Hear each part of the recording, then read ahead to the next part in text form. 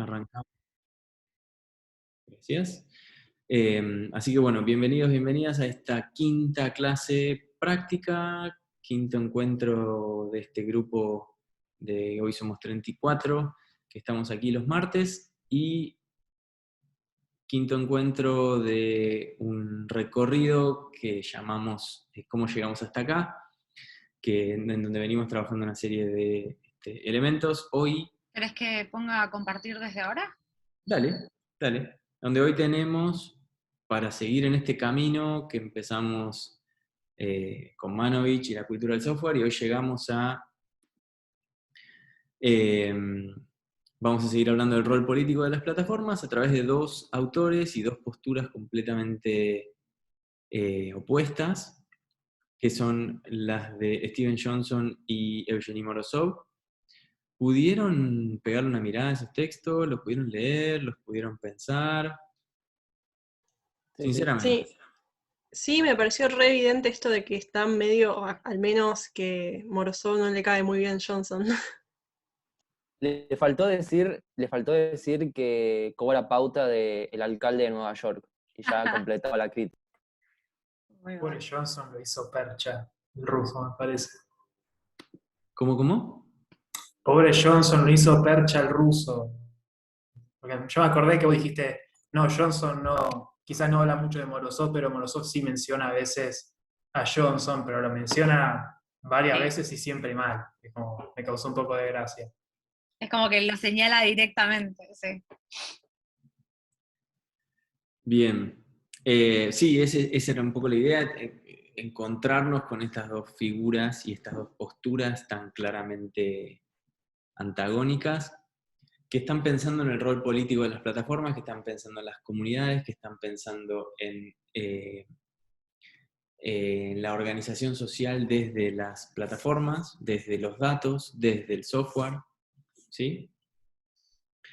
Y que a los que llegamos gracias a poder entender todo lo anterior.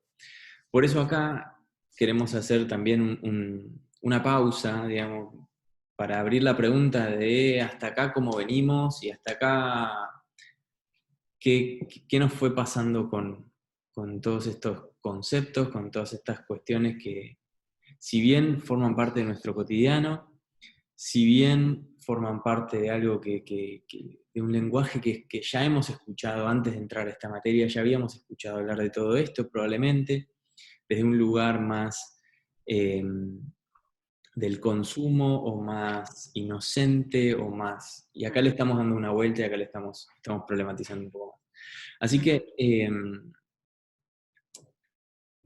tomémonos unos minutos para poder conversar sobre cómo venimos hasta acá, en el sentido de qué fue lo que más, si hay algo que complicó, si hay algo que llamó la atención, si hay algo que queda suelto todavía, si hay algo que no se entiende, para seguir avanzando con pie más firme, si se quiere. ¿Alguno o alguna le pasó que está perdido? A ver, Julia decía que no pudo estar la vez pasada, pero bueno, si querés, Vicky, volvés un slide para atrás. Estamos siguiendo este recorrido, estamos siguiendo este ordenamiento y es una secuencia que a nosotros nos parece lógica y necesaria. Digo, hay cosas que hayan quedado sueltas, que no se hayan entendido, que quieran que volvamos a conversar. Tomémonos unos minutos y sin vergüenza por decir, che, no, esta parte me quedó suelta, no estoy entendiendo de cómo conecta esta cosa con esta otra. ¿Alguna cosa? No, algunos hacen que no. Otros están durmiendo. Les pido mil disculpas. ¿No? No, profe, todo bien por ahora. Al menos en mi caso. Acá en el chat ponen, no entendí bien qué pasó el final con el grupo 3. Vamos a ir a los grupos ahora en unos minutitos y vamos a dedicarle brevísimo y cortísimo tiempo para resolverlo, pero ahora ya lo vemos. Estamos problematizando la inteligencia artificial y lo que más nos cuesta es juntarnos en grupos. Así somos. Está bien, está bien. Bueno, nada, de vuelta a invitarlos, como siempre, a que si tienen alguna pregunta, duda o comentario, lo puedan dejar en el grupo de Facebook, lo discutimos en la semana. Ahí habían compartido Cecilia un documental. ¿Estás por ahí, Cecilia? ¿Querés comentarnos? Yo no lo vi por eso. Sí, lo vi justamente ayer. Eh, habla un poco de lo que ya venía planteando en el anterior documental que está en Netflix, que es un conjunto de documentales que habla de las diferentes partes de la Tierra y hace un análisis de nuestro accionar. Y en este como que profundiza un poco más la cuestión de detener la Tierra, que finalmente era posible. Un poco medio parecido a lo que dice el autor ese Bruno Latour. Bruno Latour. Claro, como una posibilidad, como que ver como que realmente es posible llegar a cambiar las cosas. Es bastante optimista dentro de todo. De nuestro rol. Pero lo súper recomiendo. Ok. Bueno, buenísimo. Trataremos de verlo. Bueno, si no hay más comentarios, avancemos. ¿Sí? Yo tengo una pregunta. Sí. El tema de inteligencia artificial es como que no termino de entender, o sea, yo lo pensé como si fuera la representación máxima de como el entrecruzamiento de todas las cosas que fuimos viendo antes, de este mundo en el cual los datos fueron ganando más relevancia, la función de los algoritmos, la cultura del software, y como que mezclas todo eso y sale inteligencia artificial, pero no sé si hay algo más que me salteé que debería como retener algo importante del tema de inteligencia artificial. A ver, la inteligencia artificial y sobre todo lo que conversamos la vez pasada, que serían caminos para llegar a la inteligencia artificial, necesariamente tienen componentes de estos ítems anteriores de esta lista. Necesitamos una cultura del software donde haber datificado cosas que hacemos y que somos, y que hayamos puesto esos datos a jugar en distintos órdenes, en distintas organizaciones algorítmicas, y que buscamos superarnos nosotros mismos, digo, como raza humana, a través de poder ir por distintos caminos hacia buscar una inteligencia superior a la inteligencia humana. Pero que está basada en todas estas cosas, está basada en los algoritmos, en machine learning, en deep learning, que es otra forma también de llegar a esto, con un consumo y con una generación al mismo tiempo de enormes cantidades de datos. Y también, y pensando en inteligencias artificiales, pero sobre todo en superinteligencias, y por eso trajimos a Nick Bostrom a la conversación, pensando el rol de los seres humanos en todo esto, y pensando la inteligencia en todo esto, y pensando la creación humana, cómo juega en todo esto. Bostrom no habla de inteligencia artificial solo, sino que habla de superinteligencia, y habla de ese momento en donde, como seres humanos, podamos crear una inteligencia que sola pueda crear inteligencias nuevas o superiores.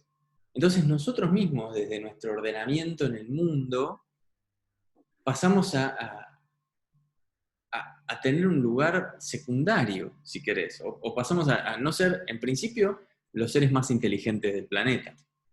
Y ahí nos ponemos en otro lugar, y ahí podemos conectar con las lecturas que venimos teniendo en teóricos. Ahí podemos conectar con qué queda de nosotros como raza humana en relación a la Tierra, en relación a los recursos, en relación a la creación. O sea, ¿qué hicimos de este planeta? ¿Y qué vamos a hacer cuando ya no seamos la inteligencia superior? Por eso se habla también del momento de la singularidad. Ese quiebre del que no se vuelve. Porque probablemente no se vuelva, porque si vos generás una inteligencia capaz de crear otras cosas, ya no tenés control de lo que va a pasar. Pero también estamos pensando en el control, también estamos pensando en agregarle ciertos valores, como entendemos nosotros los humanos los valores, para que en definitiva podamos seguir interactuando con esa inteligencia y no nos limpie, porque somos limitados, o porque somos muchos, o porque consumimos mucho, o porque usamos mucho espacio, no sé. Digo, hay mucho camino, y por eso también trajimos tan fuerte la ciencia ficción, porque cuando se nos termina la evidencia empezamos a imaginar, y ahí es donde la ciencia ficción tiene mucho para darnos. Ahí tenemos un montón de caminos posibles, y la pregunta es por nosotros, en definitiva. La pregunta es por el rol nuestro como raza humana, y por el rol nuestro en este ordenamiento distinto. ¿Se entiende por qué estamos hablando de inteligencia artificial?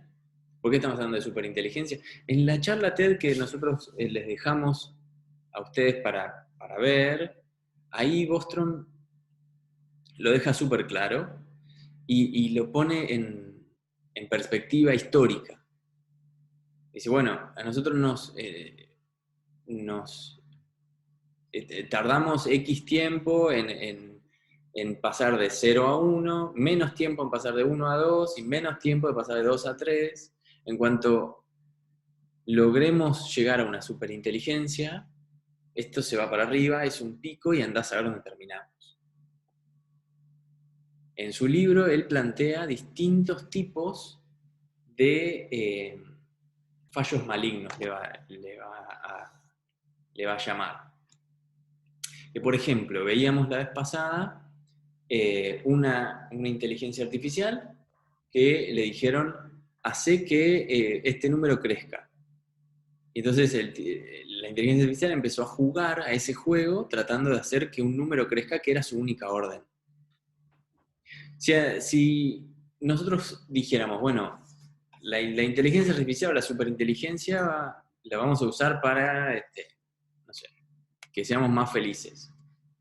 ¿Por qué esa inteligencia artificial, sabiendo exactamente lo que pasa en el cuerpo humano, no podría jodernos químicamente para dejarnos tontos pero felices constantemente y pasar a ser unos autómatas felices, una cosa así, ¿no? Entonces son todos como posturas y cosas que él problematiza alrededor de, bueno, guarda con lo que queremos. De vuelta, pensando en el rol de la raza humana en todo esto, pensando en cómo vamos a jugar nosotros el partido que viene. ¿Venía por ahí tu pregunta o...? Sí, ahora entiendo un poco más de qué es lo central del tema. Gracias. Claro. Solo agrego a lo que dijo Martín, que me parece que también es son los conceptos más amplios que nos hacen preguntarnos a nosotros también nuestro rol para poder analizar estos fenómenos de la inteligencia artificial.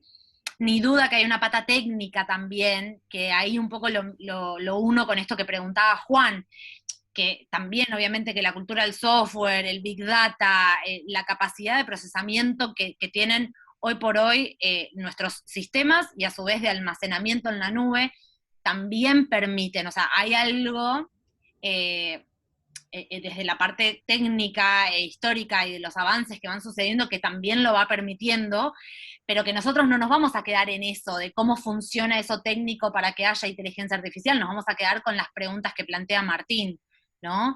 Que son más amplias y que también nos interpelan a nosotros como comunicadores y con nuestro rol de cientistas sociales. Tal cual. Porque ya vimos la prepotencia de la técnica, que si se puede, se hace. Entonces ahí es donde entramos nosotros para hacer estas preguntas. Exacto. Ahí entramos nosotros para poner un ojo humanista, dentro de todo esto. Santiago pregunta, ¿es artificial por oposición a natural? Entiendo que nosotros naturalmente tenemos inteligencia. No sé si entiendo la pregunta y creo que la respuesta es sí, si no. ¿Santiago? Hola. Hola. Sí. No, mi pregunta era si, entendiendo que los seres humanos, digamos, naturalmente venimos dotados con inteligencia, en cambio pensar a la inteligencia artificial como la inteligencia de las máquinas, que no son, digamos, seres naturales. En ese sentido iba la pregunta. Sí, hay un componente también artificial en nuestra inteligencia, que es una inteligencia histórica, que es una inteligencia acumulada, que es una inteligencia a saltos cuantitativos y cualitativos, ¿no? Digo, no estamos, no somos pajaritos que cada pajarito que nace tiene que aprender a volar, sino que nosotros, por haber nacido de pedo en este año que nacimos, tenemos todo el recorrido histórico de la raza humana a nuestro favor. Y hay cosas que no necesitamos aprender porque ya son parte del acervo histórico-cultural de la raza. Entonces hay algo ahí de la creación de la inteligencia. Hay algo ahí del operar sobre esa inteligencia que sí, naturalmente tenemos y que hasta donde sabemos es un poquito más que el pulgar oponible y la posibilidad de alguna conjetura más elaborada a nivel lingüístico. ¿Se entiende igual? Digo, ¿por qué llegamos a pensar en inteligencia artificial? Porque si nosotros pudimos crear esto con nosotros mismos, ¿por qué no lo vamos a poder depositar en otro envase? Sí, ahora entendí mejor. Bien. Bueno. ¿Algo más? Bueno, avancemos. Entonces, hoy lo que vamos a pensar es, entonces, en el rol político de las plataformas, vamos a pensar entre Johnson y Morozov, vamos a pensar las dos partes y también vamos a pensar en los cruces. Vamos a empezar vamos a ver una charla y después vamos a hacer una pequeña actividad. Así que si querés. Sí, lo de los grupos entonces, porque como nos enganchamos con todo esto, lo dejamos para el final de última. Dejémoslo para el final. Se me Dale, organizan. así no cortamos. Viejos, se me organizan, a ver. Ya estamos casi todos igual ubicados, ¿no? ¿Sí? Estamos casi todos, faltan algunos igual. Perdón, voy a tener que dejar de compartir un segundo porque me parece que no puse audio. Estamos casi todos, pero bueno. Quedaban ahí justo que Santiago preguntaba, me parece que es uno de los que queda ahí en duda. No sé si pudieron hablar con el grupo que les tocaba. Sí, ya quedó conformado. Pero si quieren, después le decimos al final. Sí, vayan dejándolo ahí en el Facebook.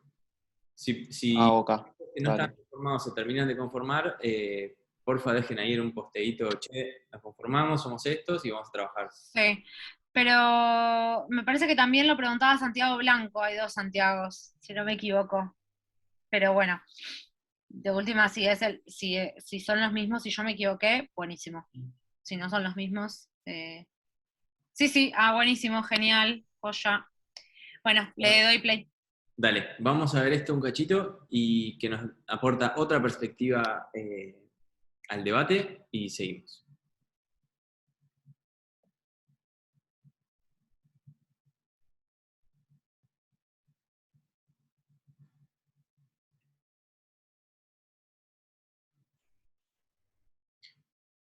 Bueno, mientras voy cubriendo el bache,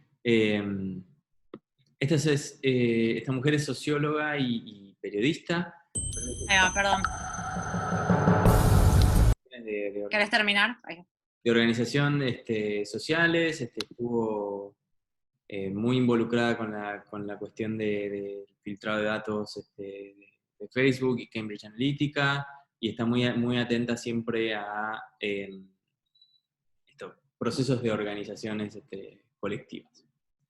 Así que vamos a ver un poco qué tienen para decir.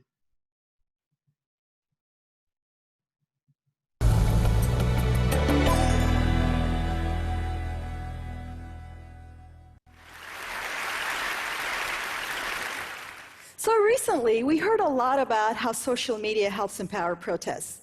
And that's true. But after more than a decade of studying and participating in multiple social movements, I've come to realize that the way technology empowers social movements can also paradoxically help weaken them. This is not inevitable, but overcoming it requires diving deep into what makes success possible over the long term.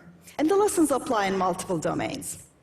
Now, take Turkey's Gezi Park protest, July 2013, which I went back to study in the field. Twitter was key to its organizing. It was everywhere in the park, well, along with a lot of tear gas, so it wasn't all high tech.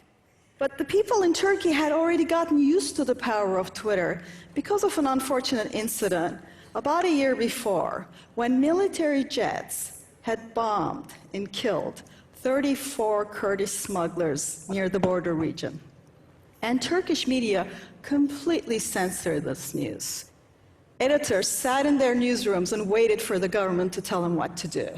One frustrated journalist could not take this anymore. He purchased his own plane ticket and went to the village where this had occurred.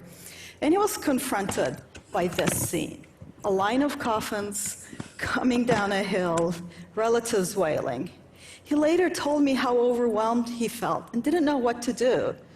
So he took out his phone, like any one of us might, and snapped that picture and tweeted it out. And voila. That picture went viral and broke the censorship and forced mass media to cover it. So when a year later, Turkey's Gezi protests happened, started as a protest about a park being razed, but became anti-authoritarian protests. It wasn't surprising that media also censored it, but it got a little ridiculous at times. When things were so intense, when CNN International was broadcasting live from Istanbul, CNN Turkey instead was broadcasting a documentary on penguins. Now, I love penguin documentaries, but that wasn't the news of the day. An angry viewer put his two screens together and snapped that picture, and that one too went viral. And since then, people call Turkish media the penguin media. But this time, people knew what to do. They just took out their phones and looked for actual news. Better, they knew to go to the park and take pictures and participate and share it more on social media. Digital connectivity was used for everything, from food to donations to, everything was organized partially with the help of these new technologies. And using internet to mobilize and publicize protests actually goes back a long way. Remember the Zapatistas, the peasant uprising in the southern Chiapas region of Mexico, led by the masked, pipe-smoking, charismatic Subcomandante Marcos? That's probably the first movement that got global attention thanks to the internet. Or consider Seattle '99, when a multinational grassroots effort brought global attention to what was then an obscure organization, World Trade Organization, by also utilizing these digital technologies to help them organize. And more recently, movement after movement has shaken country after country. The Arab uprisings from Bahrain to Tunisia to Egypt and more. Indignados in Spain, Italy, Greece, the Gezi Park protests, Taiwan, Euromaidan in Ukraine, Hong Kong. And think of more recent initiatives like the Bring Back Our Girls hashtags.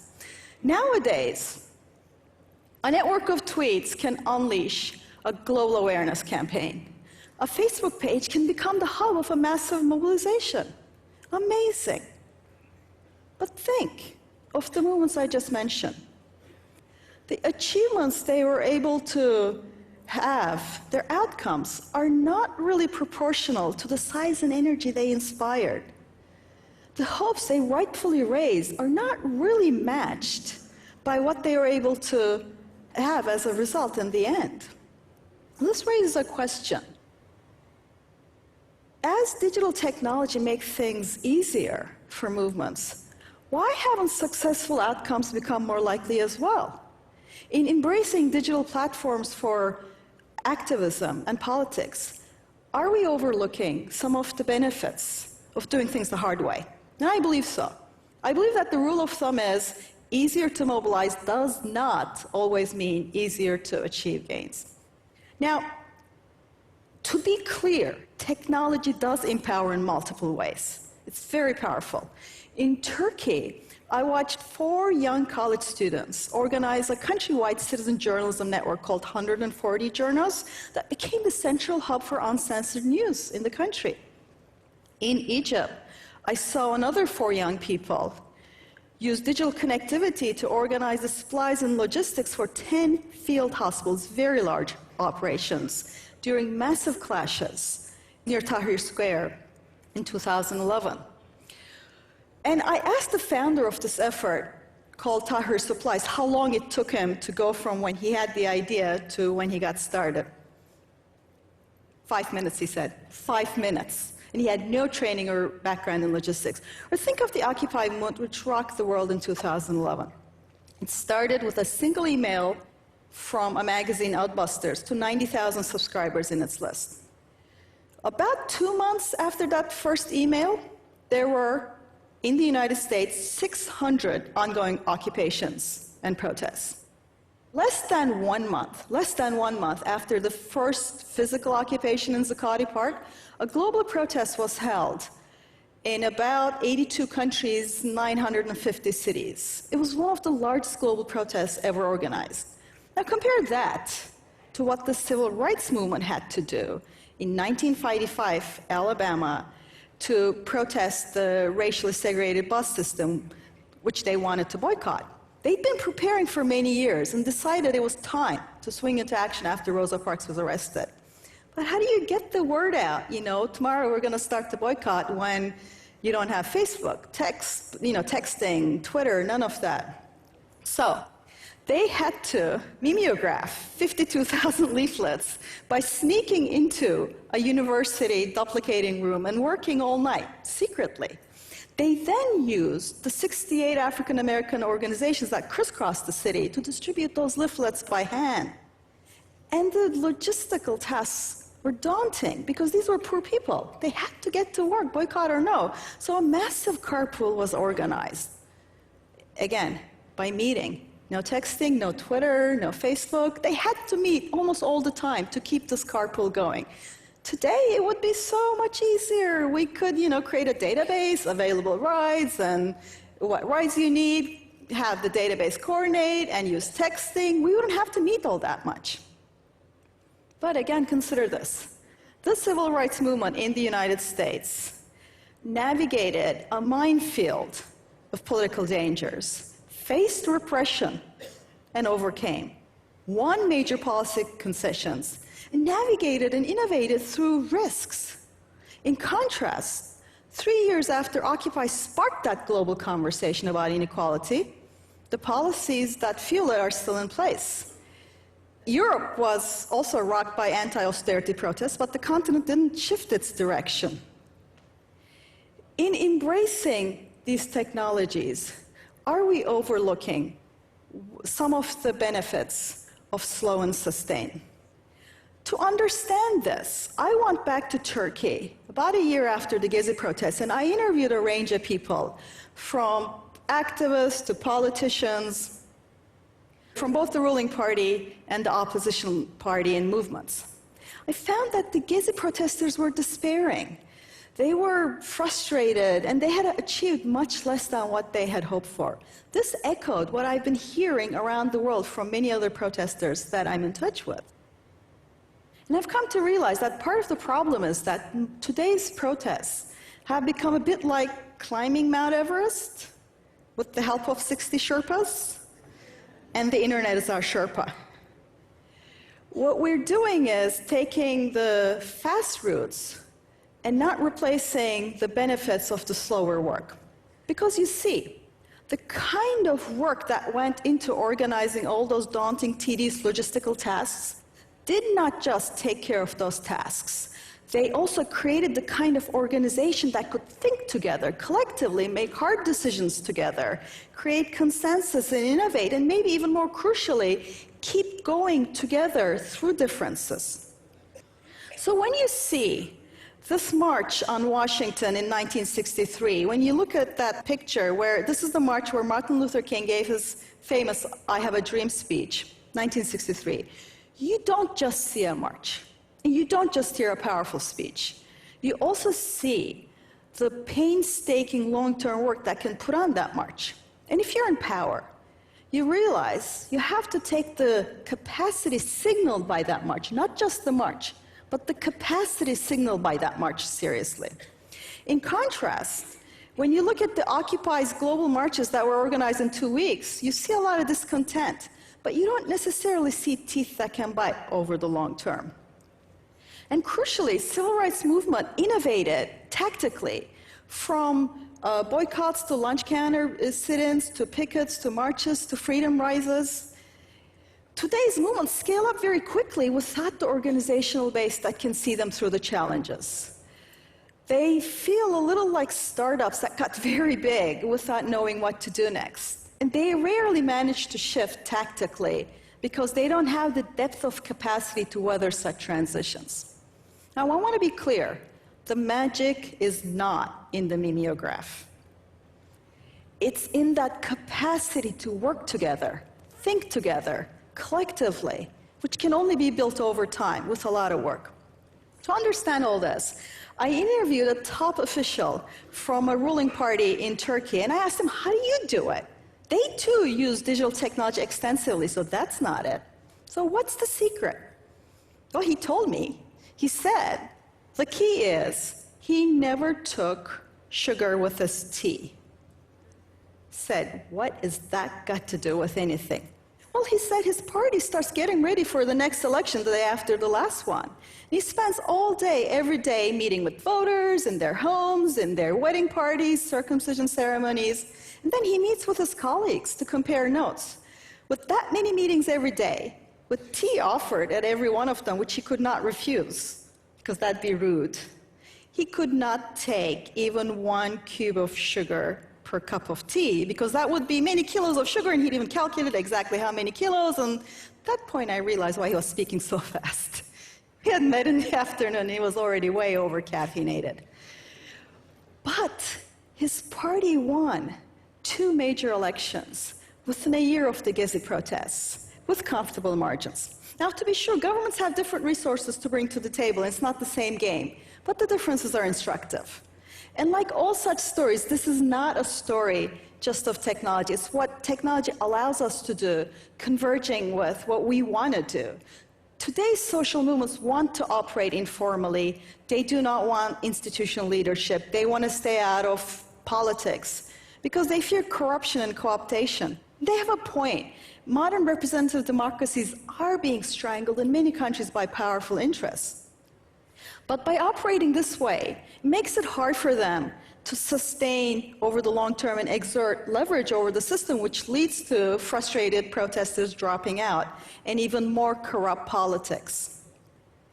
And politics and democracy without an effective challenge hobbles, because the causes that have inspired the modern, recent movements are crucial, right? Climate change is barreling towards us.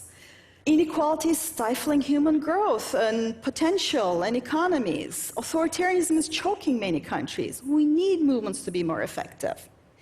Now, some people have argued that the problem is today's movements are not formed of people who take as many risks as before, and that is not true. From Gezi to Tahrir to elsewhere, I've seen people put their lives and livelihoods on the line. It's also not true, as Malcolm Gladwell claimed, that today's protesters form weak or virtual ties. No. They come to these protests just like before, with their friends, existing networks. And sometimes they do make new friends for life. I still see the friends I made in those Zapatista-convened global protests more than a decade ago. And the bonds between strangers are not worthless. When I got tear-gassed in Gezi, people I didn't know helped me and one another instead of running away. In Tahrir, I saw people, protesters, working really hard to keep each other safe and protected. And digital awareness raising is great because changing minds is the bedrock of changing politics.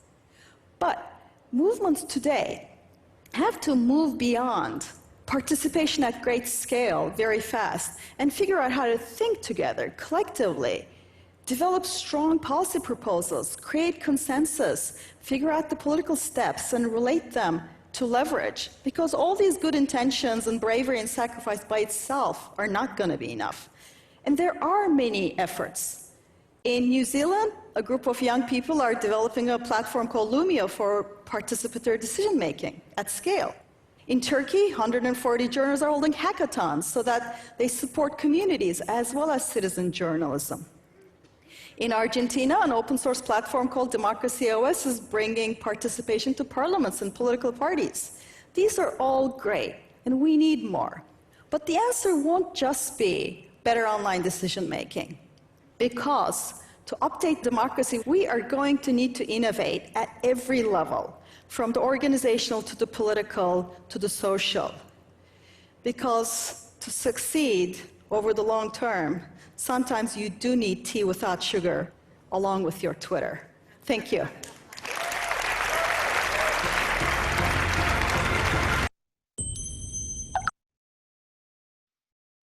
Bueno, muy bien. Acá tenemos otra... ¿Qué vieron? ¿Qué pudieron entender? ¿Qué pudieron sentir de todo esto? ¿Qué les quedó?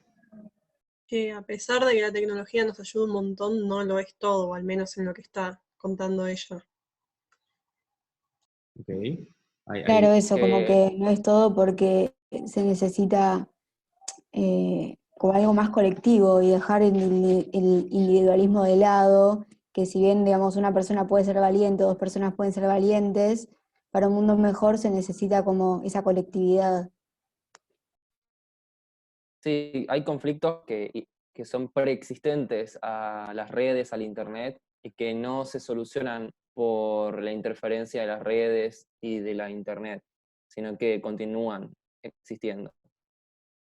Para mí también lo interesante de lo que dice es como la construcción anterior a un Twitter o salir a una marcha, sino como, bueno, esa experiencia del trabajo, del background, si se quiere, como antes de, o sea, no solamente tener, bueno, una plataforma que te difunde a millones de personas y salen a manifestarte, sino como el trabajo complementario de base, digamos, a eso que se está protestando o por lo cual se quiere hacer el cambio. Me parecía como interesante. A mí me parece que también le da como una importancia al tema de la acción, ¿no? No es que mediante las tecnologías y eso no se pueda accionar, pero sí que es necesario y vital tener ese encuentro de relaciones personales y, como decían los chicos, de juntarse en comunidad y el tema como del afecto, por así decirlo, sentir como todo muy personal lo que contaba la persona que estaba hablando. Yo noté que por ahí decía esto de no ponerle todas las fichas a lo que es la mejora técnica o de las tácticas digitales, sino que tiene que ir acompañado también de mejoras en otras áreas estructurales que acompañan, como la de la política y lo social, por ejemplo, que un poco me recordaba algo que le marcaba a Morozov, que le criticaba a Johnson, que él decía como todo Internet político, lo institucional, nada, eso no importa. Y ella lo que dijo es que sí importa, que todo tiene que ir orgánicamente, transformarse para fortalecer los movimientos sociales. Sí, es interesante porque lo que está diciendo es, a ver, los medios sociales, las redes sociales o internet solos no nos van a salvar. Nos conectan y nos pueden conectar, pero ojo con esta conexión que no quede solo en una conexión superficial, que haya un objetivo de fondo, que haya un trabajo de fondo y que haya un interés superior o trascendente, ¿no? Porque esto algo que se puede organizar en 5 minutos, como decían las movidas de Occupy, terminan a los meses sin conseguir lo que se habían propuesto, aunque hayan generado mucha ebullición muy rápido. Me hizo acordar mucho a... Perdón. Dale. No, me hizo acordar mucho a Twitter, que viste que se generan todo este tema de que es tendencia a algo y están todos hablando de eso y se quejan y algunos debaten, a veces los debates son más enriquecedores que otros, pero al fin y al cabo muy poco se hace sobre lo que se habla. Me parece que también va por ese lado. Ahí está un poco la clave, ¿no? Y ahí está un poco también el poder dar nuestra mirada, cambiar esta perspectiva que Vicky nos contaba en relación a la Big Data, ¿no? Tenemos tendencias, digamos, en Twitter tenemos tendencias, con los datos a gran escala tenemos tendencias. Pasamos de pensar en un esquema del por qué a pensar un qué. Bueno, hay una tendencia, hay algo que está pasando. Si nos quedamos ahí, mañana pasa otra cosa. Ahora, si queremos ir a profundizar, si queremos ir a trabajar sobre eso, vamos a ir en la búsqueda del por qué, pero en principio tenemos una alerta rápida que es el qué. Y tenemos esta tendencia y tenemos una correlación. Tenemos dos hechos que correlacionan. ¿Sí? Digamos, esto también es parte de entender un paradigma de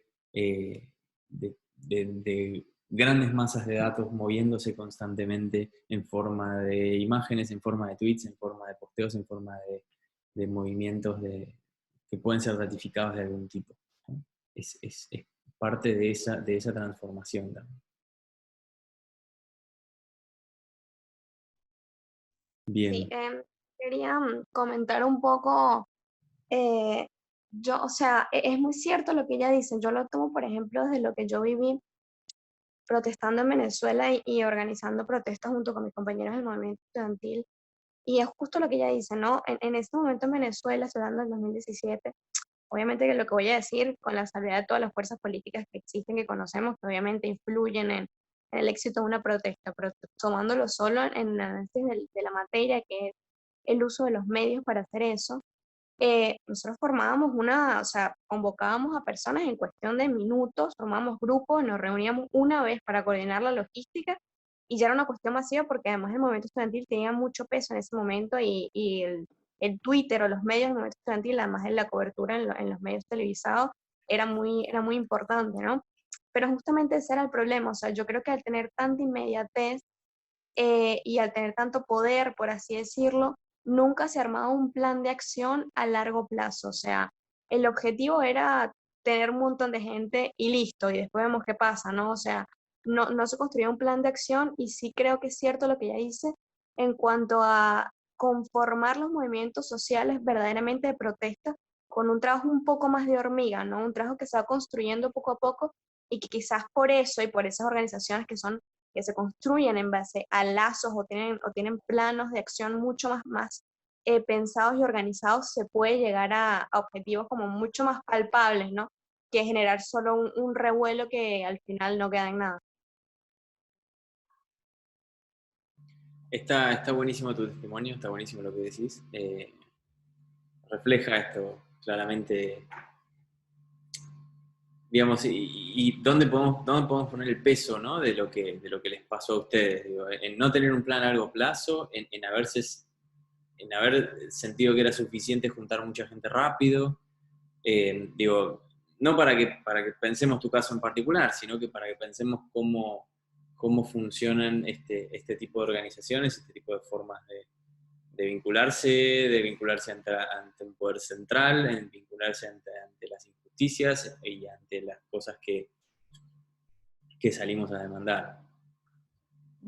Otro ejemplo que estaba pensando, que con el tema este de la cuarentena o no cuarentena, y libertad y no libertad, se convocaba a mucha gente por redes sociales, Twitter, Instagram, lo que sea, y después hacían tipo videos de la gente en estas marchas, más allá de que esté de acuerdo o no, y era como que cada uno estaba ahí por diferentes cuestiones. Uno estaba por la vacuna, otro estaba por el tema de la educación, y otro estaba por el tema de que era, no sé, antiperonista. Eso también deja bastante que decir que, o sea, no había como una idea central o algo que digan, bueno, estamos acá por esto. Era un conjunto de cosas que dijeron, bueno, vamos a protestar en general. Y como que no tenían algo formado. O sea, solamente, bueno, había gente ahí que se había juntado porque estaban organizados para juntarse, pero después nada más. Perdón, y tomando eso, que Dale. como lo que dice la compañera me parece re interesante, también cómo también fomenta, digamos, un discurso de odio sin, o sea, sin una, como algo concreto, simplemente lo convoca por ahí estar en desacuerdo y no permite algo que mencionaba en el video, como la construcción dentro de los disensos, la construcción de un diálogo, la construcción de reivindicar por ahí. Hay un montón de cosas en las que se puede estar de acuerdo o no, pero digo, por ahí esto, ¿no? Como construir un objetivo más a largo plazo o de sociedad o lo que fuese, y sin embargo reduce, digamos, a solamente una disconformidad, una manifestación de disconformidad de algo, se embandera sobre un discurso de libertad, pero lo que manifiesta, digamos, es simplemente eso, o sea, y no permite el diálogo. Me parece que es interesante eso. Y me parece que podemos inclusive pensar, a la luz de lo que dicen ustedes, el caso de las primeras marchas del Ni Una Menos, hace ya varios años atrás, que habría que analizarlo también mejor, ¿no? Pero cómo eso quizás haya logrado hoy un montón de victorias dentro del feminismo, inclusive la ley de interrupción del embarazo, por esas movilizaciones que en su momento, hace bastantes años atrás, las primeras marchas de Ni Una Menos, convocaban muchas personas, y fue algo que sin dudas, me parece que el ejemplo contrario a lo que ustedes están diciendo, y en ese sentido estaría copado analizar cómo cuando hay consignas más claras, o hay posibilidades de diálogo, como decía recién Julia, se pueden ver a largo plazo estos dientes, como decía recién la autora, con capacidad de morder a largo plazo estos objetivos, ¿no? Y con esto digo morder, de bancarse el proceso. Sí, y ahí están los encuentros nacionales de mujeres, digamos, que vienen de hace muchos años, que también son como una base a después manifestaciones como puede ser Ni Una Menos, o todo lo que fue... Sí, lo decía el Ni Una Menos en el contexto de esto de las redes sociales y cómo quizás se podría analizar bajo ese paraguas, se puede analizar desde diferentes perspectivas y ángulos, pero por ahí interesante desde este lugar de quizás qué rol tuvieron, o no, puede que no también, en este sentido. Sí, y pensaba también en otra cosa como signo de los tiempos también, y que no es adrede que haya pasado, o no es casual que haya pasado en un momento donde las plataformas están tan presentes, las interfaces nos dejan posibilidades limitadas, estamos tan acostumbrados a eso, en pensar en movimientos políticos fundados a partir de la oposición, y alianzas y gente de distintos partidos que terminan formando un partido nuevo exclusivamente basado en la oposición, y que su nombre, o sea, se nombran a ellos mismos a partir de la oposición a una otra cosa, ¿no? O sea, el caso de Cambiemos viene a nombrarse, a definirse como algo en relación a otra cosa, ¿sí? Y viene a organizarse en relación a, bueno, pero hay un objetivo, ¿sí? Había un objetivo claro, y esta cuestión de lo que decía Florencia, de, bueno, hay distintas personas protestando por distintos motivos, pero en definitiva están todas protestando. Bueno, por ahí se pueda pensar en esta misma clave, en esta clave del corto, del largo plazo, en esta clave de la organización masiva o no, en esta cuestión de la ebullición rápida, pero sin muchos acuerdos de base. Digo, para pensarlo en distintos niveles, se me venía ese ejemplo también a la cabeza. Bien. Bueno, ¿alguna cosa más que quieran destacar de esto que pasó recién? No. Bueno, vamos a hacer un pequeño ejercicio entonces.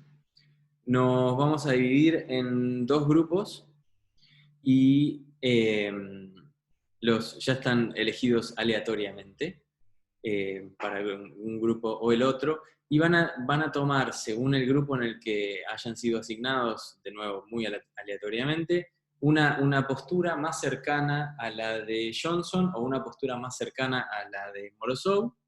Nos tomamos unos minutos para pensar en ejemplos, para pensar en argumentos, para pensar en cuestiones sobre esa lectura de las sociedades, de las plataformas y de la forma de organización política alrededor de Internet y de las redes sociales.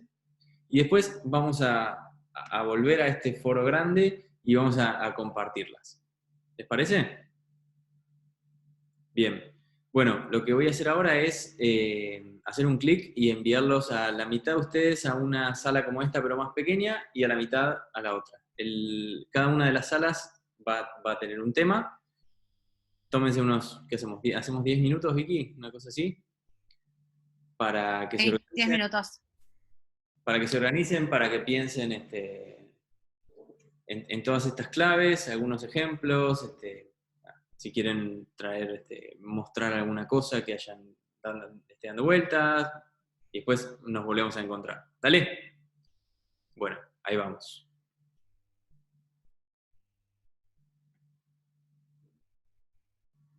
Ahí creo que los invité a unirse, se están yendo. Quedó Jorge. Sí. Yo lo estoy viendo más lento, me parece, por eso. Ah, no, están todos asignados. Quedamos nosotros dos y un tal Jeff sin asignar. Pausa la grabación, un segundito. Grabar otra vez. Estamos todos de vuelta. ¿Cómo les fue? Re bien, re bien. Bien, bien. Genial. Bueno, ¿quién quiere empezar? ¿Quién quiere comentar lo que estuvieron haciendo? Y después vamos a ir como cruzándonos necesariamente.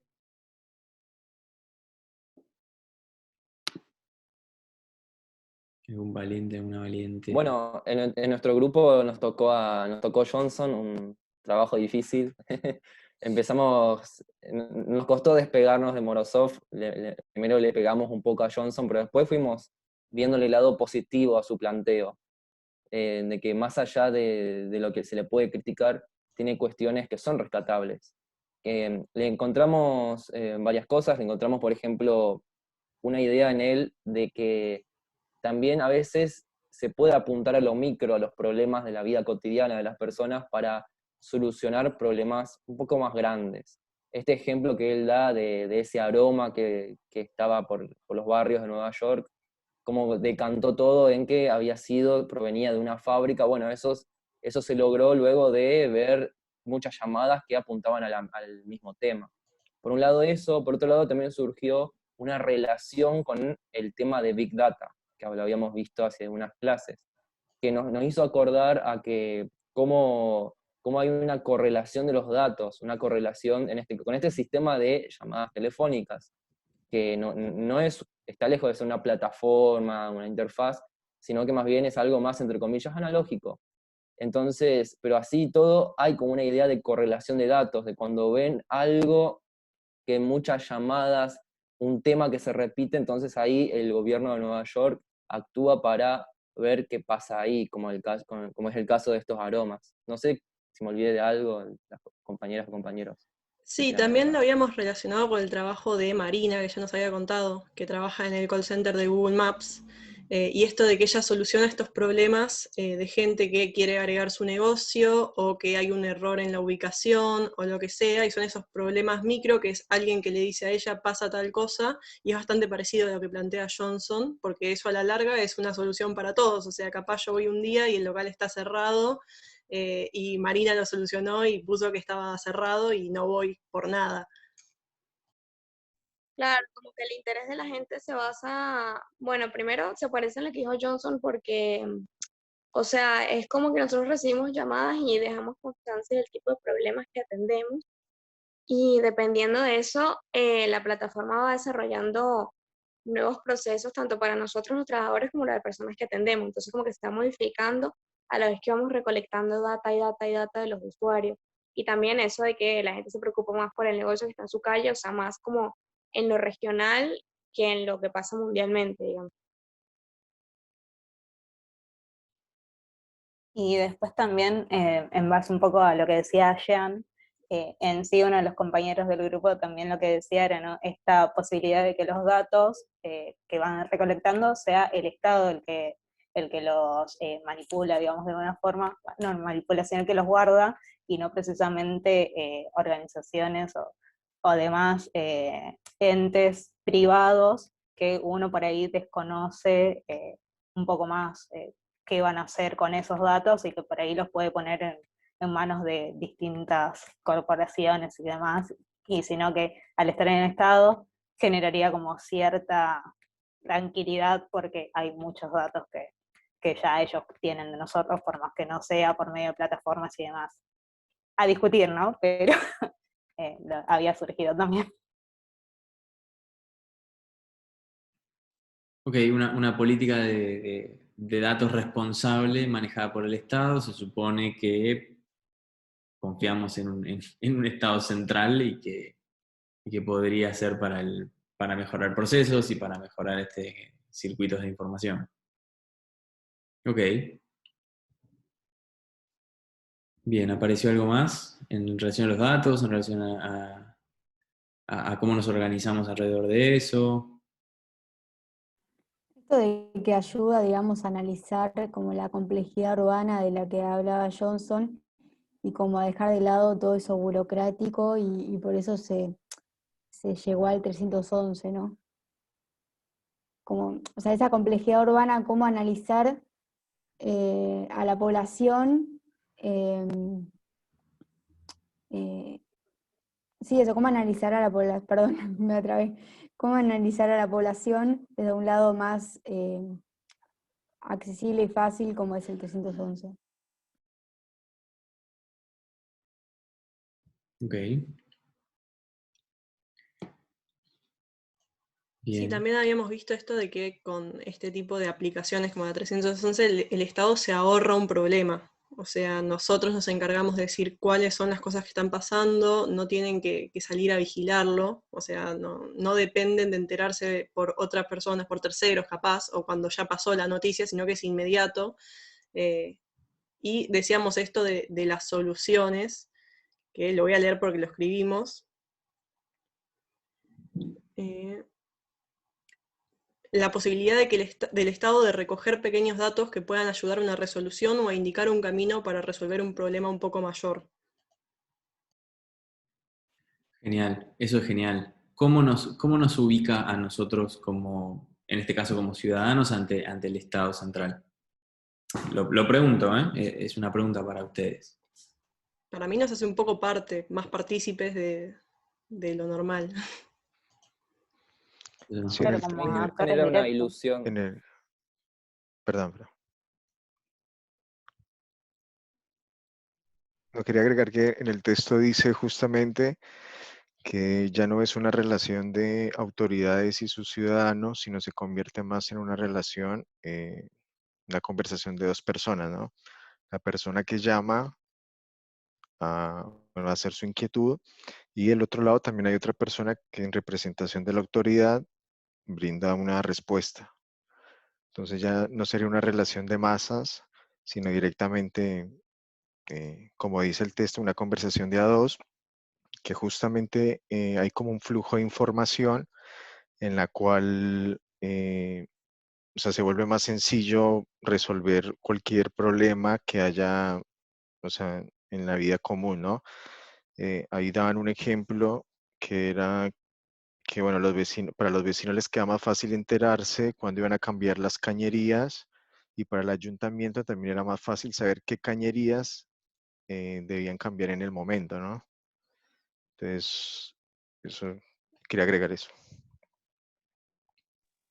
Igual, de todas formas, aunque haya quizás como más participación, sigue habiendo, o sea, el poder sigue estando centralizado, porque al final sigue siendo el Estado el que decide, a partir de toda esa recolección de datos, a qué es a lo que le va a dar prioridad.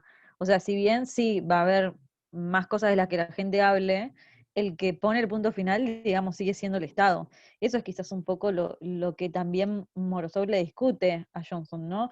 Esto de que de que él dice que hay que copiar el modelo de Internet donde todas las personas son iguales y todos, digamos, ponen de su parte, pero es como, sigue habiendo alguien que organiza, sigue habiendo alguien que tiene el poder, digamos, y es el que al final termina tomando las decisiones. Sí, sí, para mí esto genera una ilusión de involucramiento, porque los vecinos que llaman porque un farol no tiene luz o porque hay un problema chiquito, sienten que el Estado se va a preocupar por esos problemas pequeños. Y es como que el Estado con eso, el Estado de Nueva York, como que queda bien ante sus ciudadanos, como miren, me preocupo por los pequeños problemas de la vida cotidiana de ustedes. Pero eso puede generar, como dije, una ilusión, ya que mientras uno se siente un poco conforme con eso, hay problemas más grandes que el Estado puede no estar solucionando y que estos recursos son más que nada ilusorios para generar una imagen, una buena imagen de Estado que participa, que hace cosas, cuando en realidad quizás hay problemas más grandes que quiere tapar con estas pequeñas acciones.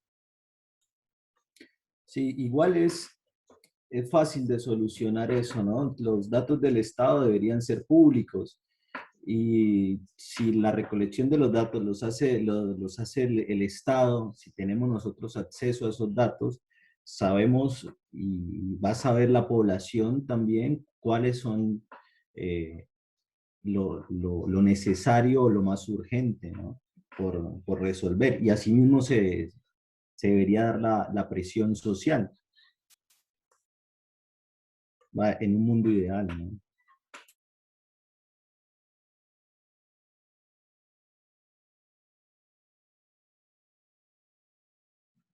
Es muy interesante lo que están diciendo porque, a ver, aparecen varias cosas, pero en definitiva, cualquier Estado también se podría pensar que es un administrador de recursos limitados.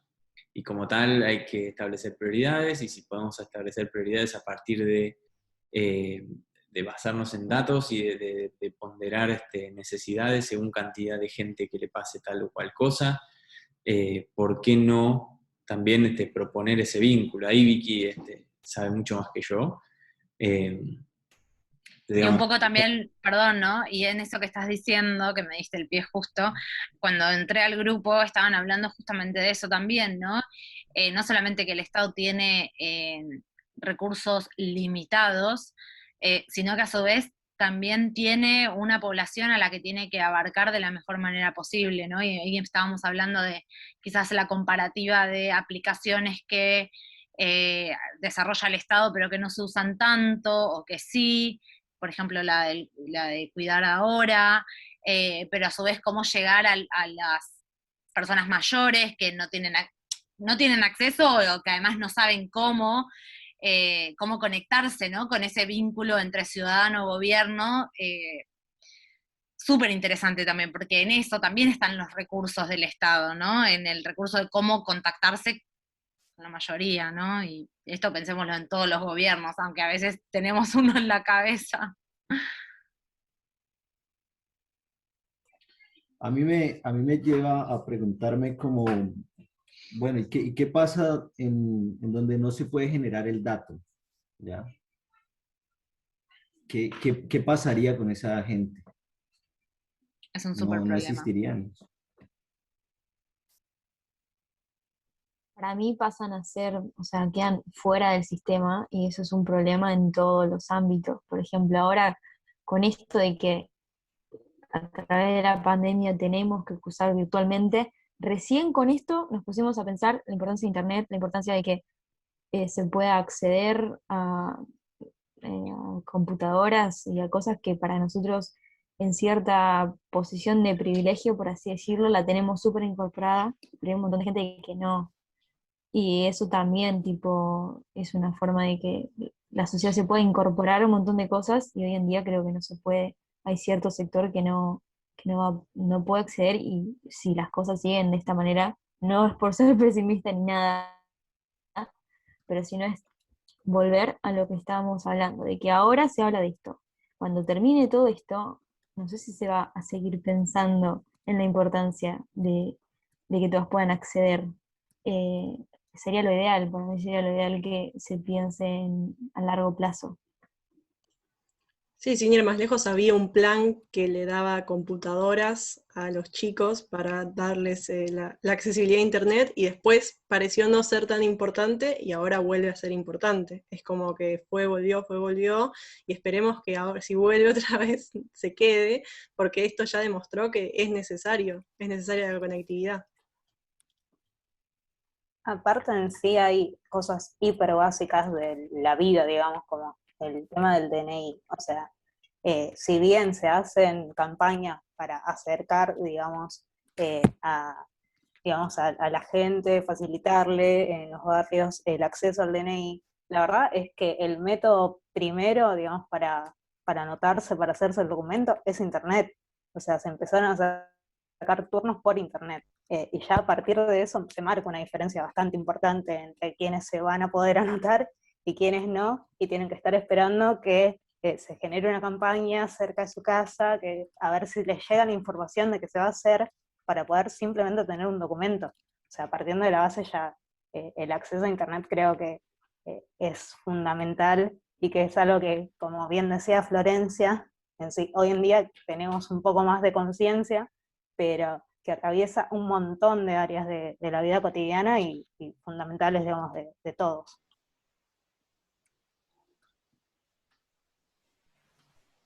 Es interesante pensarlo, como dice Jean, como servicio público, y es interesante también, otra vez, hacer un pequeño paréntesis, pensar en qué contexto, qué es todo lo que depositamos y cómo estamos metidos en este medio también. Por otro lado, Morozov puede llegar a decir, ojo que si te bajan la palanca de Internet, te cagaron la vida otra vez, y la cuestión de organizaciones sociales y la cuestión de protestas no termina ahí, ¿no? Exacto, me parece que ahí das pie a al equipo de Morozov. Nadie quiso recoger el guante. Sí, por eso lo aclaré, por las dudas.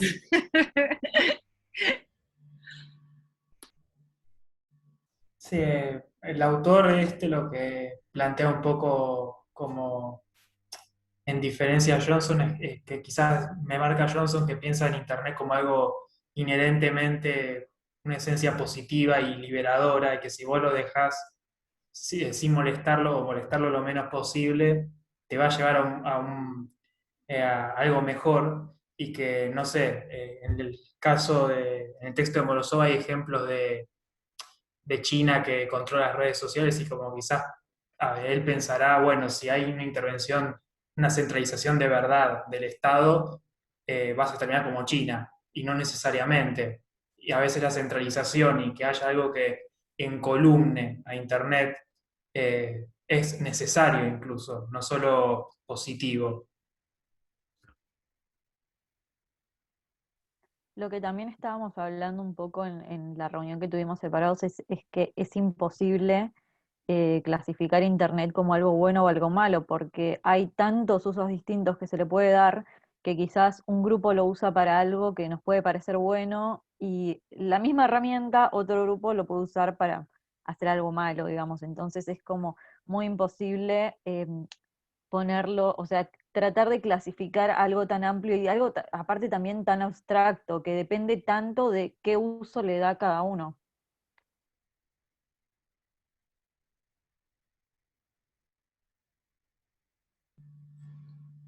Sí, es un lazo, es un vínculo, ¿no? Es una forma de conectarse inclusive con el Estado, inclusive con otros. Digo, pensamos en el caso de China, que tienen un buscador, no me acuerdo ahora cómo se llama, en lugar de Google, que está todo absolutamente traqueado, y en Asia en general, pero sobre todo en China, WeChat es la aplicación para conversar, para hacer transacciones bancarias, para moverse, para encontrarse con otra gente. Entonces, así como tenés todo concentrado en una aplicación y las relaciones y los vínculos entre las personas y las entidades, en definitiva, están centralizadas también. También estás generando un montón de puntos de datos y estás compartiendo un montón de información sobre lo que haces en todo momento.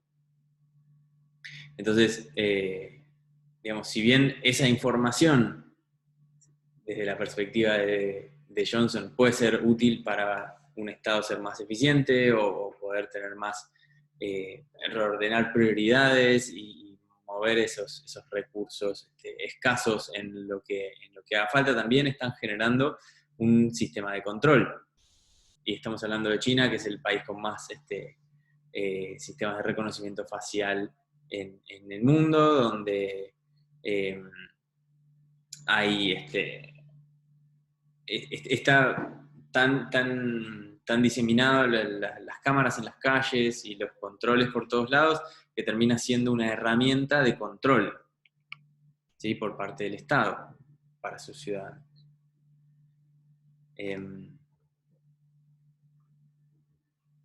Entonces, nada, hay que tener ahí como el ojo como crítico, ¿no? Para pensar estas dos cosas que pueden servir para organizaciones sociales también, para organizarse socialmente. Bien. ¿Qué más? Algo que pensaba también respecto a lo que decía Cami es que comparaba la pregunta de si Internet es bueno o malo con la pregunta de si la plata, el dinero es bueno o es malo. Y vos ponele, no sé, tenés dinero que se usa para financiar armamento de terroristas o caridad. Ponele, los dos, uno es bueno y uno es malo, pero en ambos es el mismo dinero. Entonces es un poco, es una pregunta que no tiene ningún sentido y que la tenés que remitir necesariamente a Internet como medio y no pensarlo como un fin, porque ahí tenés como un montón, un abanico de posibilidades infinito que es inabarcable en el análisis. ¿Y entonces qué hacemos? Y enfocarse justamente en, primero, que se tiene que usar de algún modo, y eso implica decisiones políticas, sociales, y no solamente decisiones técnicas. Pensar primero eso y después, bueno, específicamente usarlo de un modo que de mínima tienda hacia la emancipación. El uso, no Internet per se. No, y aparte esto de también de tener en cuenta a la hora de estudiarlo, o sea, a lo que va Morozov es que no es que, bueno, es inabarcable, listo, no lo estudiamos, sino que estudiarlo, pero saber que es imposible abarcarlo todo, entonces tenés como que tener la conciencia de que hay más de lo que vos estás llegando a estudiar, o sea, es como que estás enfocándote en una parte nada más, es como es importante quizás resaltar esto, de que sería iluso creer de que se puede estudiar la Internet.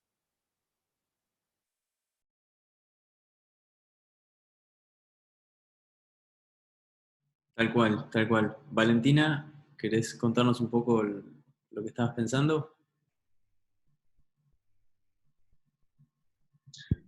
Sí, no sé si la vieron, salió hace poco, la película bueno, de la mujer que descubrió la radioactividad, y a lo largo de la película va mostrando todo lo que pasó. Bueno, sirvió para curar el cáncer, para hacer placas de rayos en la Primera Guerra, pero bueno, también estuvo Chernobyl y las armas nucleares.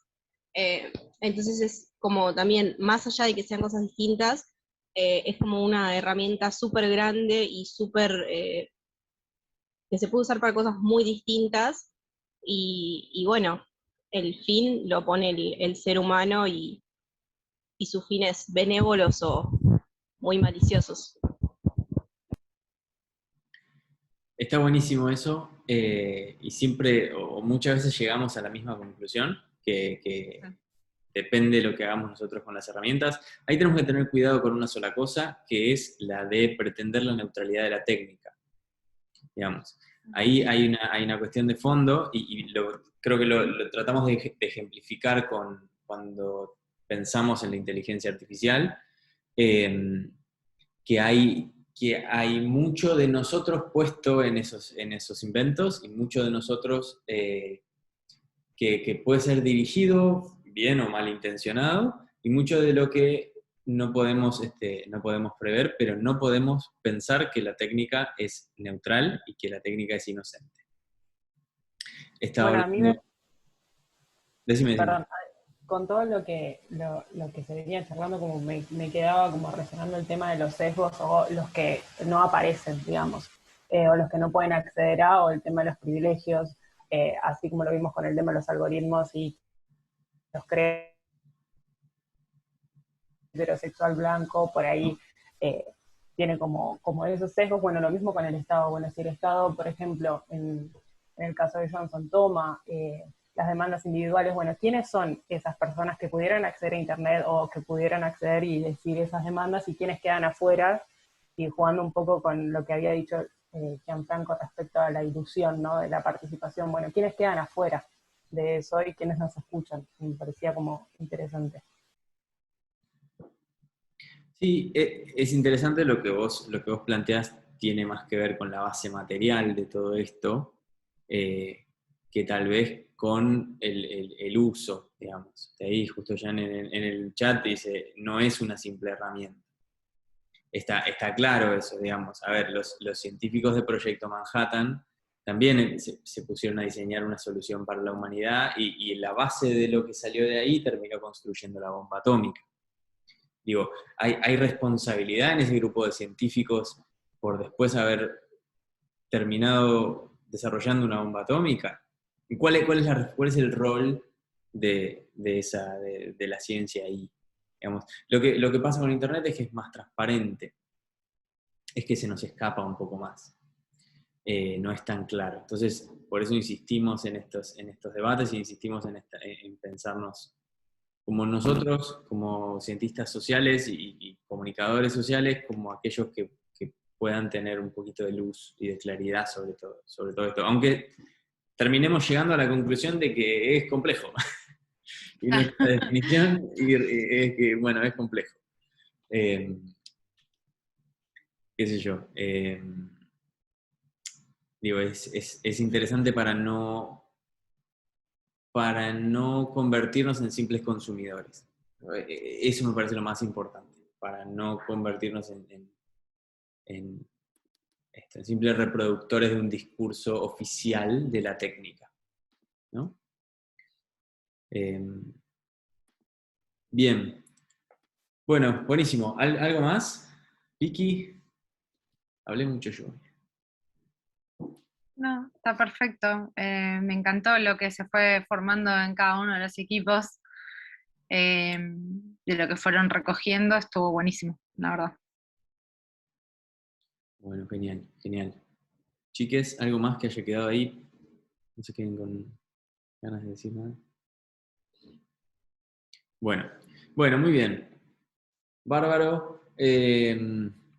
Tenemos acá planteado el debate, tenemos acá planteado una serie de preguntas que por ahora siguen sin tener respuesta. Tuvo que las tengamos en algún momento, pero es importante hacerlas.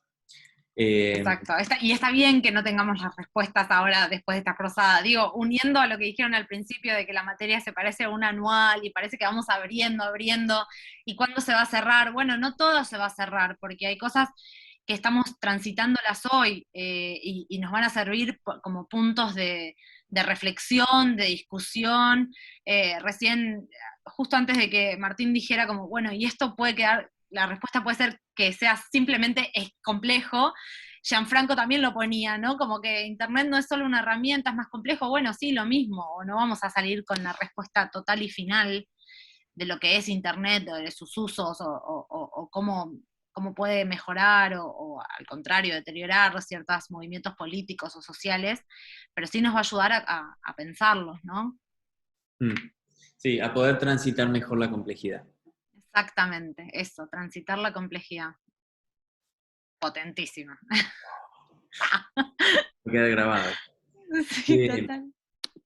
Hay que aprender a vivir con la incertidumbre, ya deberíamos habernos acostumbrado con el COVID. Bueno, sí, 100%. otro vector más de la complejidad y la incertidumbre. Yo no sé si aprendimos ya, Pero bueno, creo que estamos en eso. Bueno, muy bien. Entonces, para la vez que viene nos vamos a meter con las cuerpas. Con los cuerpos y nos vamos a pensar cyborgs. Hecho este recorrido, vamos a pensar cómo esto se termina metiendo en nosotros mismas. Y entonces les propusimos una clase, un bloque para pensarnos cyborgs. Para eso tenemos el podcast de Solaris de Géneros Fluidos. Tenemos el manifiesto cyborg completo. A ver, es un poco largo, el manifiesto cyborg está buenísimo, pero resulta tal vez un poco complejo para una sola lectura. Vamos nosotros a centrarnos en la primera parte más que nada, pero está buenísimo si lo quieren revisar. Y después tenemos un caso final, el de Neil Harbison, con una intervención mecánica y tecnológica sobre su cuerpo, que vamos a trabajar un poco la vez que viene. Nos vamos a pensar cyborgs nosotros mismos, y vamos a ver qué sale de ahí. Ya vamos a trabajar en grupos. Así que necesito que los que hayan y las que hayan quedado colgadas que se metan en algún grupo. No hay más chance que la vez que viene. ¿Sí? Así que así vamos a transitar un poco la vez que viene, cerrando como todo este bloque de tecnología y de cultura y de cambios de paradigma. Una pregunta, ¿el parcial es el 4? Por ahora, a ver, ya me fijo. Por ahora estamos conservando la fecha del 4, Sí. pero les avisamos cualquier cosa. De todas formas, en lo que consiste, justo Jorge ahí pregunta, es asincrónico. Va a ser individual y va a ser ensayístico, o sea que entregamos la consigna una semana y la recibimos a la semana siguiente. Van a tener toda esa semana para pensarla, para elaborarla, y la recibiremos a la semana siguiente. Pregunta, media Sí. tonta, pero para sacar la duda, reúne práctico, teórico, todo. Exactamente. Reúne los ejes de teóricos, de lo que se desprenden los ejes de prácticos. Gianfranco, la consigna, entonces ¿estaría la semana que viene? No, estaría la siguiente. Claro, o sea, la consigna se entrega el 4, o la publicamos o la entregamos el 4. Es muy aliviante escuchar eso. No, yo en esa semana tengo un montón de parciales, así que... Bueno, bien. Y también lo que iba a decir, una cosita solamente antes de que hable, creo que era Florencia, lo que iba a decir es que igualmente cuando tengamos toda la información, sepamos bien las semanas, todo eso igual lo vamos a comunicar en el grupo de Facebook, digamos, espero que no les pase desapercibido, porque, digamos, lo vamos a publicar y para que lo tengan bien, digamos, bien claro. Sí, les daremos bien los detalles de dónde les entregamos la consigna, por qué medio recibimos los ensayos. Digo, no se interesen por eso, que ya lo vamos a dar todo bien detallado, vamos a tener un espacio para conversar. Sí. Si todo se mantiene como venimos trabajando, sería como lo que pone Gianfranco en el chat. Nosotros le damos las consignas el 4 y ustedes entregarían el parcial el 11. Si llegara a haber un cambio, bueno, igual tienen en claro que son más o menos por esas fechas, pero no es que lo vamos a adelantar, digamos, o sea, de eso no se preocupen. Bien. Bueno, muy bien. ¿Algo más? ¿Preguntas? ¿Dudas? No. Bien. Bárbaro. Entonces, ¿algún comentario más, Vicky? Creo que dijimos todo. Creo que dijimos todo, la presentación la vamos a subir, pero recuerden que el tema de los grupos está en la clase 4. Y cualquier cosa, Martina abrió un post en el grupo de Facebook, entonces si no encuentran la presentación o no saben cómo, lo pueden hacer ahí directamente. O sea, como no se compliquen si ese es el tema por el cual no pueden escribirlo. Así que estaremos ahí ayudándoles. Bien. Buenísimo, entonces dejo de grabar.